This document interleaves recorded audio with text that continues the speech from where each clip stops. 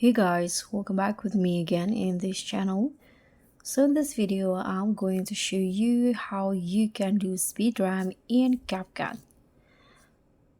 So if you want that smooth, dramatic speed up and slow down effects you see in a video, speed RAM is the key to create dynamic viral velocity edits in CapCut. So here I'm going to show you the step-by-steps to create it. First, you just need to add your clips and also audio into the CapCut timeline like this. Now click on the audio and mark the beats. You can click on the audio and click on the beats options. Tap on add beat, or you can also just auto generate and choose the intensity to how you prefer. I think I'm going to go in the middle like this.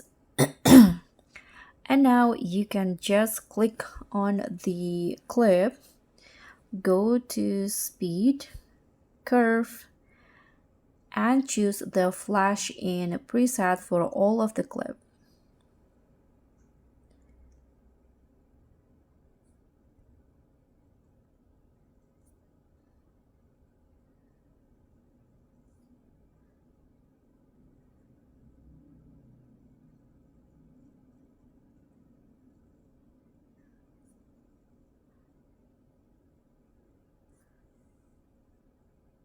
Okay, after you do that, you can just here cut the clips to match the beat. So I'm going to go like this, just trim the clip like so.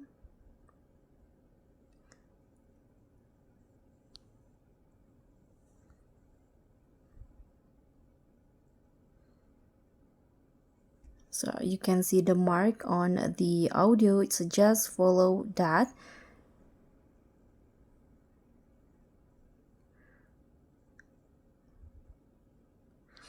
And after that you are done, and this will be the speed RAM result.